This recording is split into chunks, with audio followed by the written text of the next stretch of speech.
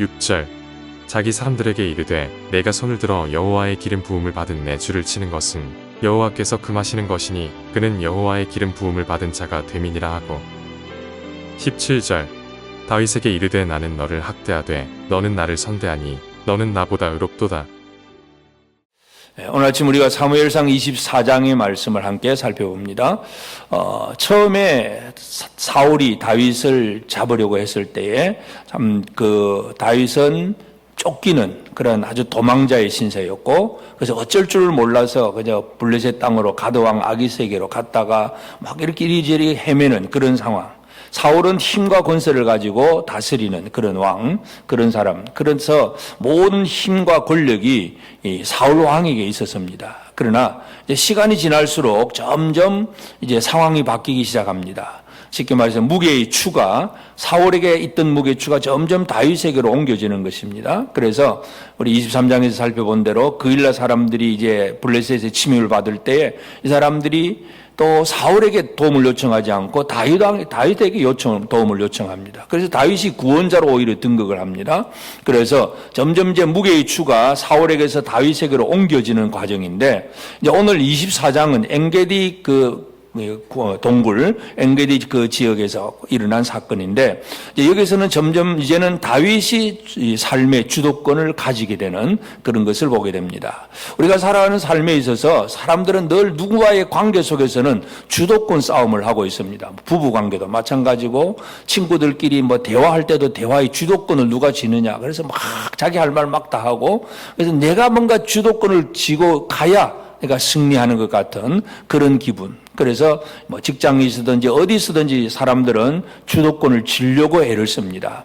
그러니까 지금까지는 사울이 주도권을 쥐고 다윗을 잡으러 다녔는데, 지금도 여전히 마찬가지지만 형태는 똑같지만, 그러나 하나님은 드디어 다윗이 주도권을 쥐게 하시는 하나님이라 하는 걸 알 수가 있습니다. 그래서 우리는 주도권을 쥐려고만 애를 쓰는 사람이 아니라 이 주도권을 어떻게 잡고 어떻게 쓸 줄 아느냐, 이것이 가장 중요한 일입니다. 주도권 잡았다고 이제 내가 남을 이겼다고 큰소리 치는 그것은 다른 사람과 똑같습니다. 사울의 방식과 똑같습니다. 다윗의 방식은 삶의 주도권을 가지지만 그것을 오히려 하나님 앞에 드리는 방식, 모든 주도권을 주님께 내어놓는 방식, 이것이 바로 영적인 삶의 특징입니다. 그래서 오늘 우리가 이제 24장의 삶을 보면,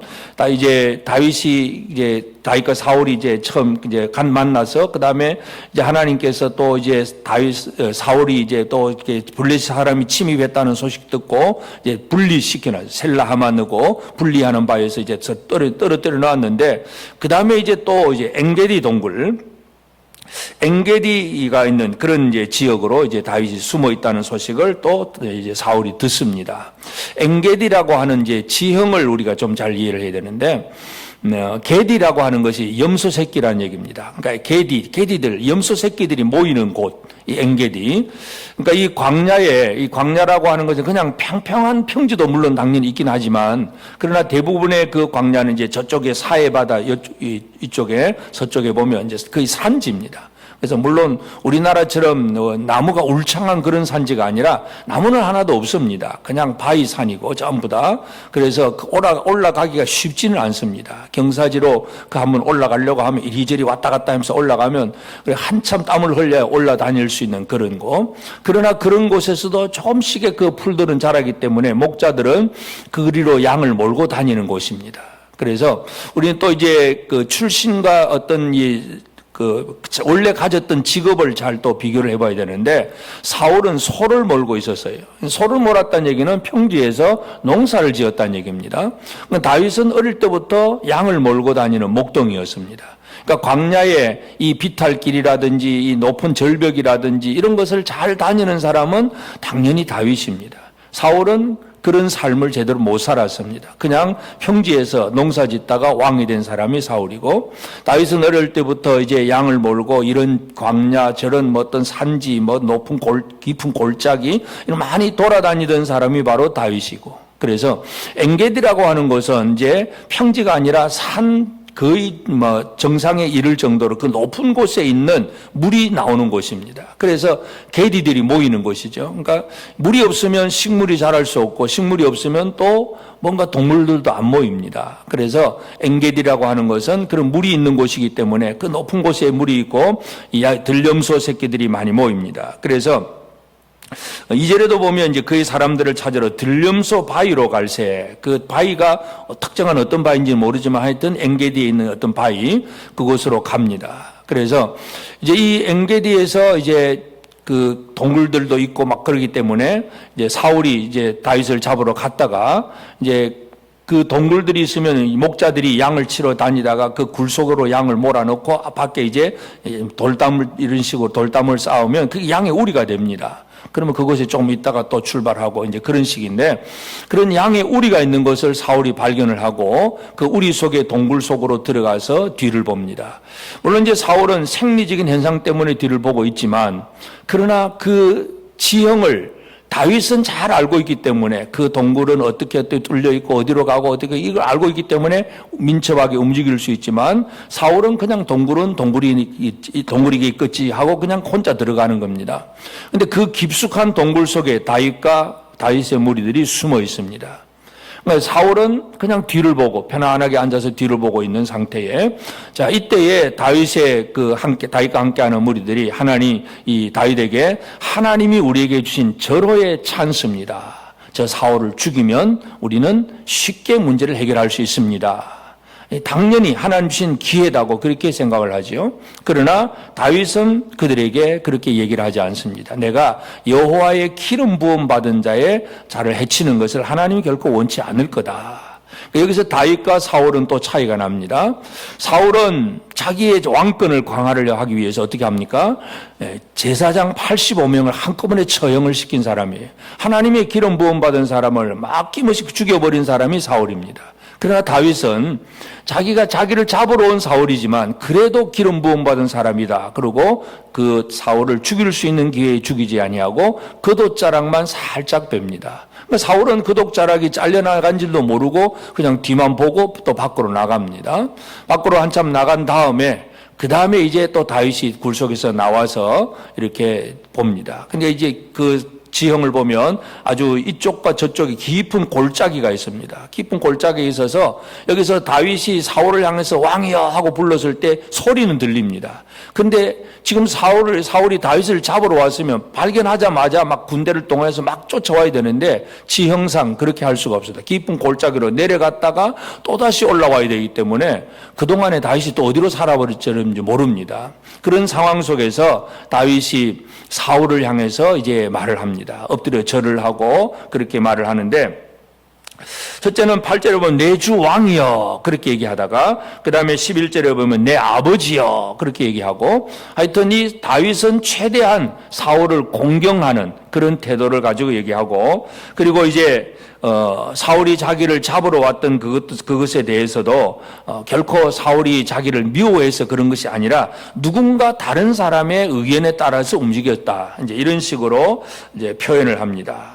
그래서 10절에도 보면 오늘 여호와께서 굴에서 왕을 내 손에 넘기신 것을 왕이 아셨을 것이니이다. 어떤 사람이 나를 권하여 왕을 죽이라 하였으나 내가 왕을 아껴 말하기를 나는 내 손을 들어 내 주를 해하지 아니하리니 그는 여호와의 기름 부음을 받은 자이기 때문입니다. 그래서 자기가 죽일 수 있는 기회에 안 죽인 이유가 뭐냐? 당신은 기름 부음 받은 자이기 때문에 그렇습니다. 왕이고 기름 부음 받은 자고 이제 이렇게 표현을 합니다. 그러면서 그 잘랐던 그 돗자락을 이렇게 들쳐 보입니다. 그러니까 결국은 사울은 간담이 선을 한 거죠. 자기가 죽을 지경에 있다가 살아난 것이라는 사실을 깨닫게 됩니다. 그러면서 하여튼 다윗은 여호와께서 나와 왕 사이를 판단하셔서 하나님께서 다 이렇게 판단해 주시기를 바랍니다. 그러면서 나는 내 손으로는 왕을 해하지 않겠습니다. 그렇게 얘기를 하고, 그리고 이제 14절에 보면 이스라엘 왕이 누구를 따라 나왔으며 누구의 뒤를 쫓나이까? 죽은 개나 벼룩을 쫓음이니이다. 왕이 쫓아다니는 건 나는 지금 죽은 개 같고 벼룩 같은데 아무 가치가 없는데 뭘 그렇게 열심히 쫓아다닙니까? 그러니까 자기가 뭐 왕이다 하고 큰 소리 치는 게 아니라 자신을 철저히 낮추면서 이제 사울 왕은 오히려 축켜 세워주면서 그러면서 그 쫓아다니는 것이 자기를 잡으러 다니는 것이 아무런 가치 없는 일이다. 이제 이런 식으로 그렇게 표현을 합니다. 그러면서 하나님께서 나의 억울함을 풀어주시고 심판하실 것이다 하는 얘기를 하고 그 소리를 들은 이제 사울이 깜짝 놀랍니다. 놀라서 다윗에게 그렇게 합니다. 내 아들 다윗아 이것이 내 목소리냐 그렇게 얘기하고 그 다음에 17절에 보면 다윗에게 이르되 나는 너를 학대하되 너는 나를 선대하니 너는 나보다 의롭도다. 나는 너를 학대하는데 너는 나를 선대하는구나. 네가 진짜 의롭구나. 그러면서 네가 진짜 왕이다 하는 사실을 사울의 입에서도 또다시 한 번 더 이렇게 강조를 합니다. 20절 보라 나는 네가 반드시 왕이 될 것을 알고 결국은 지금 사울은 왜 다윗을 잡으러 다니냐 하면 자기 아들 요나단에게 왕권을 물려줘야 되는데 이 다윗에게 왕권이 넘어갈까 싶어서 그거 막으려고 지금 애를 쓰고 있는데 이게 안 된다는 사실을 사울도 인정할 수밖에 없습니다. 그래서 깨닫게 되고 그래서 말로는 오늘 네가 반드시 왕이 될 것을 알고 이스라엘 나라가 내 손에 견고히 설 것을 안다. 그래서 이제 결국 우리가 이 다윗이 사울의 겉옷자락을 이제 가만히 배웠다 그랬는데 겉옷자락이라고 하는 게 상징적인 의미가 있습니다. 겉옷이라고 하는 것은 사역이라든지 또 나중에 보면 이제 솔로몬의 말기에 보면 이스라엘 나라가 12지파로 이제 나누어지게 될 때에 선지자가 이제 여로보암에게 이 12조각을 찢어가지고 옷 12조각을 찢어가지고 10조각을 그 여로보암에게 줍니다. 그래서 10지파가 당신이 될 것이다. 왕이 될 것이다. 그래서 이 옷 조각이라고 하는 것이 뭐 엘리야가 엘리사에게 겉옷을 던진다든지 이건 어떤 사역 또 권위 어떤 힘 또 이런 것들을 다 상징하는 것인데 다윗이 겉옷자락을 잘라버렸다는 얘기는 결국은 사울이 가지고 있는 나라라고 하는 것이 다윗 손에 있다 그 말입니다. 다윗이 자르고 싶으면 자르고 더 많이 자르고 싶으면 많이 자르고 적게 자르고 싶으면 적게 자르고 얼마든지 주도권이 다윗 손에 있습니다. 다윗이 사울을 죽일 수도 있지만 그 돈만 잘랐다는 이 상징적인 사건은 결국은 나라가 다윗에게로 속한다는 얘기입니다. 주도권이 다윗에게로 넘어왔다는 얘기입니다. 그러나 중요한 것은 그러나 그 주도권이 자기에게로 넘어왔지만 다윗은 마음대로 사울을 죽일 수 있는 기회에 내가 여호와의 기름 부음 받은 자를 나는 죽일 수가 없다. 주도권을 하나님께 돌려드립니다. 그리고 사울과 자기와의 그 관계 속에서 하나님께서 판정해 주시기를 바란다. 모든 주도권을 하나님 손에 돌려드립니다. 오늘 우리의 삶이 중요한 것은 물론 이 땅을 살아가는 과정 속에서는 사람과 사람 사이에서 삶의 지혜라든지 지식이라든지 이런 게 막 총동원되어서 다른 사람보다 좀 더 나은 삶을 살기 위해서 애를 쓸 수도 있습니다. 다윗은 목동의 삶을 살았기 때문에 그 광야나 동굴이나 이런 게 익숙하지만 사울은 익숙하지 않고 군대를 거느리고 와도 그 깊은 골짜기를 오르락 내리락 할 때는 몇천 명이 와도 쉽지 않습니다. 오히려 도망 다니는 사람이 더 쉽습니다. 그래서 하여튼 우리가 삶의 지혜를 가지고 누군가를 보다는 좀 더 지혜롭게 살아갈 수는 있습니다. 삶의 주도권을 지는 그런 삶을 살아갈 수는 있지만 진짜 진정한 주도권은 내 삶의 주인은 예수 그리스도이심을 알고 주님께 내 삶의 주도권을 내어드리는 삶, 이것이 바로 주님이 주신 은혜를 제대로 누리는 삶입니다. 그래서 다윗은 사울을 죽이고 왕이 되려고 애를 쓰는 사람이 아니라 하나님께 모든 주도권을 내어드리고 하나님께서 자기를 왕으로 세워주시기를 계속 기다려가는 생활입니다. 여전히 광야로 도망을 가야 되고 아직도 남은 세월이 있습니다. 고난의 세월이 있긴 하지만 그러나 하나님께 모든 걸 내어 맡긴 삶을 살아가는 우리 이 다윗을 바라보면서 오늘 이 시대를 나는 어떻게 살아가야 될 것인가. 가정에서 직장에서 또 친구들과의 관계 속에서 당연히 세상 사람들과의 관계 속에서 내가 좀 영적인 주도권을 쥐고 사는 게 중요하겠지만 그러나 근본적인 주도권은 하나님 손에 있다는 거 기억하시고 우리의 모든 삶의 주인이신 예수 그리스도 안에 우리는 그저 순종하고 복종하고 주님이 이끄신 대로 살아가는 그런 믿음의 삶을 제대로 살아내는 복된 우리 모든 성도들 꼭 되어지기를 주의 이름으로 축복합니다. 기도하십시다. 이제 오늘 받은 말씀으로 함께 기도하겠습니다. 다윗을 죽이고 나의 왕권을 지키려고 애쓰는 사울이 아니라 사울을 죽일 수 있는 기회에 하나님의 거룩한 기름을 생각하는 다윗처럼 하나님 중심으로 살게 하소서. 이웃과의 관계에서 학대받으나 오히려 선대하고 핍박받으나 축복하는 영적 주도권으로 오직 가정과 직장에서 하나님의 뜻을 이루는 삶을 살게 하옵소서.